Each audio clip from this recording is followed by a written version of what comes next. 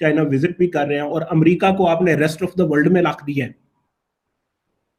तो अब अगर आप ये कपलिंग करें, India and America, China and Pakistan, तो आपको लगता है फिर इंडिया आपके पीस प्लान पे चलेगा?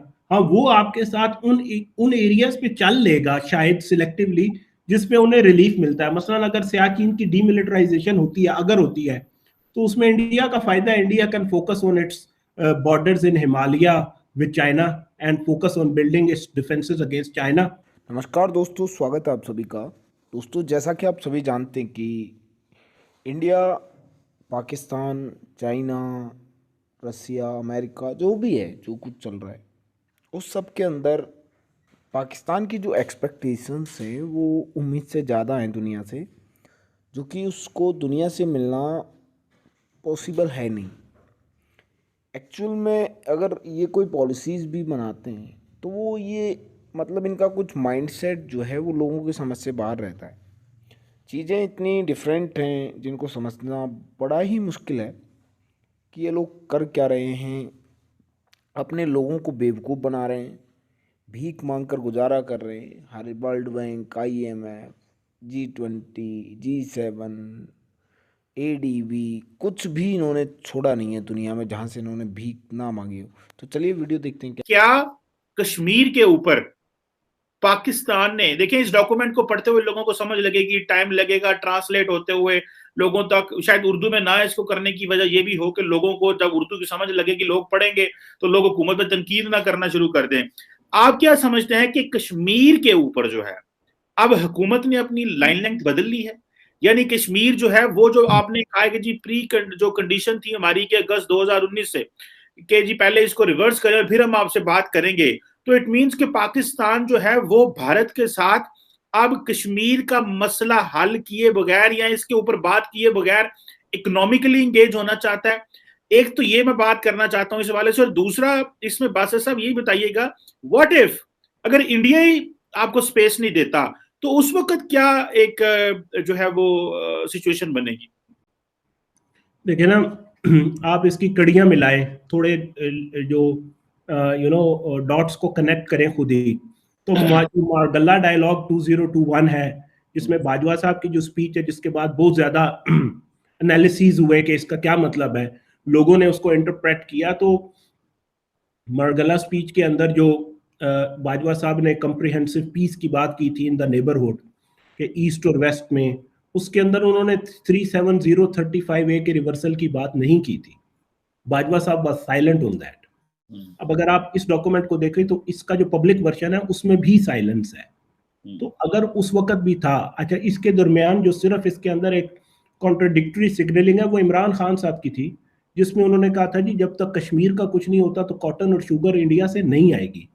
तो अगर इमरान खान साहब उस पोजीशन पे वापस गए हैं अब जो बाजवा साहब की थी, और अगर वो बात ठीक है कि उसमें ये जिक्र नहीं था, तो फिर there is a lot to look into that. इसीलिए मैंने कहा जो ये डॉक्यूमेंट नहीं कह रही वो ज्यादा इंपॉर्टेंट है उससे जो ये डॉक्यूमेंट कह रही है।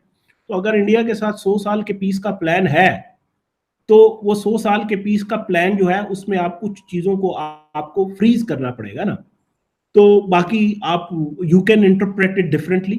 आप मुझे कह सकते हैं कि हाँ, अगर ये डॉक्यूमेंट प्री कंडीशंस का जिक्र नहीं कर रही तो इसका ये मतलब तो नहीं है कि पाकिस्तान की पोजीशन कश्मीर पे चेंज हो गई है। मैं सिर्फ ये कह रहा हूं कि पाकिस्तान अपनी पोजीशन को कश्मीर पे क्लैरिफाई करे। इस डॉक्यूमेंट के बाद फॉरेन ऑफिस से एक बयान आना चाहिए, जो या ISPR से बयान आए जो क्लियर करे कश्मीर पे पोजीशन को, कि आज ISPR की और पाकिस्तान के फॉरेन ऑफिस की क्या पोजीशन है कश्मीर पे, क्या वो प्री कंडीशंस जो है वो होल्ड करती हैं। अगर तो प्री कंडीशंस होल्ड करती हैं तो फिर आपका जो अगला सवाल था कि व्हाट इफ इंडिया जो है वो रेसिप्रोकेट ही नहीं करता। ये जो पूरा प्लान है कि जी इकोनॉमिक इंटीग्रेशन हो और पीस हो और 100 साल, तो अगर इंडिया रेसिप्रोकेट ही नहीं करता तो आपका तो उधर ही प्लान स्टॉल है आधा। सारों से बड़ा नेबर तो आपका इंडिया है, जो है साउथ एशिया का लार्जेस्ट लैंड मास इंडिया के पास है, तो ऑब्वियसली तिजारत को इंडिया डोमिनेट करता है। तो अगर आप उस तरह से क्रिटिकली इंडिया से एंगेज कर ही नहीं पाते, उनका कोई बाय नहीं होता, तो फिर आप देखें इसको। अब अगर आप जियोपॉलिटिकली थोड़ा चलाएं तो इंडिया अमेरिका के साथ एक मेजर पार्टनर है अगेंस्ट चाइना। पाकिस्तान चाइना के बड़े करीब है, समिट फॉर डेमोक्रेसी में नहीं गया, चाइना विजिट भी कर रहे हैं, और अमेरिका को आपने रेस्ट ऑफ द वर्ल्ड में रख दिया है। तो अब अगर आप ये कपलिंग करें, India and America, China and Pakistan, तो आपको लगता है फिर इंडिया आपके पीस प्लान पे चलेगा? हाँ, वो आपके साथ उन एरियाज पे चल लेगा शायद सिलेक्टिवली जिसमें उन्हें रिलीफ मिलता है। मसलन अगर सियाचिन की डीमिलिटराइजेशन होती है, अगर होती है, तो उसमें इंडिया का फायदा है। India can focus on it's borders in Himalaya with China and focus on building it's defences against China. या कोई और अगर तिजारत खुलती है, इंडिया को या एक्सपोर्ट्स की अपॉर्चुनिटीज मिलती है, तो शायद वो लिमिटेड आइटम्स में खोल ले अपनी प्रायोरिटी पे। तो आई थिंक ये जो पाकिस्तान की सिग्नलिंग है, इसमें कुछ कॉन्ट्रडिक्शंस भी हैं कि आप जियोपॉलिटिकली जैसे मूव कर रहे हैं और जो आप अपनी सिक्योरिटी पॉलिसी ला रहे हैं, उसकी जो रियलिटी है और जो आपकी एक्सपेक्टेशन है, उसका एक मिसमैच है। लेकिन अगर हम बात करें प्यूटन साहब की कॉल की, तो ठीक है, पाकिस्तान के लिए एक बड़ी चीज है, लेकिन अगर इसको हम एक और कॉन्टेस्ट में देखने की कोशिश करें, तो ऐसा है कि अभी व्लादिमीर पुतिन साहब ने दिसंबर मिड में एक बड़ा सक्सेसफुल किस्म का विजिट किया न्यू दिल्ली को। इंडिया में वो 2 दिन रहे और उन्होंने बाकायदा S-400 का जो उन्होंने सिस्टम दिया है हिंदुस्तान को, S-500, और इसके अलावा बहुत सारे नए MOUs के हवाले से उन्होंने उनकी बातचीत भी हुई और बहुत सारे MOUs जो है वो साइन हुए, नई इन्वेस्टमेंट्स की बात की गई। और इसको मतलब इस पे फोकस रहा गया और इस पे जोर दिया गया कि हम लोग अपने जो फ्यूचर में अपने रिलेशनशिप को मजीद बेहतर करेंगे। हालांकि जब S-400 दिया गया तो अमेरिका के क्योंकि ज्यादा बेहतर ताल्लुकात है इस वक्त इंडिया के साथ, तो पाकिस्तान में लोग कह रहे थे कि यार इंडिया के ऊपर सैंक्शंस लगने वाली हैं और अमेरिका सैंक्शन लगाएगा S-400 खरीदने की वजह से, लेकिन ऐसा कुछ भी नहीं हुआ। हाँ, अमेरिका ने कुछ नाराजगी शो की, लेकिन इसके अलावा उन्होंने कुछ नहीं किया और उसके बाद उन्होंने खामोशी इख्तियार कर ली। हालांकि S-400 सिस्टम हिंदुस्तान पहुंच भी गया, इंस्टॉल भी हो गया, लेकिन कुछ नहीं हुआ।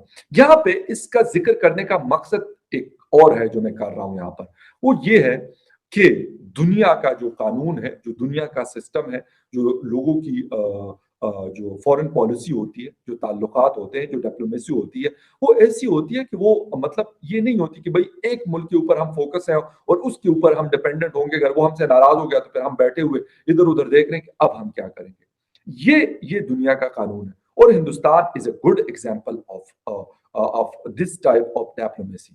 उसकी वजह यह है कि रशिया के साथ उनके बड़े अच्छे ताल्लुकात, अमेरिका के साथ उनके बड़े अच्छे ताल्लुकात, जिन्हें अमेरिका उनको जो भी टेक्नोलॉजीज होती है, जो सैटेलाइट एक्सेस उन्होंने दी है और बहुत सारी चीजें अभी फ्यूचर में होने जा रही हैं, तो वो सारा कुछ है, क्वाड का उसको हिस्सा बनाया गया।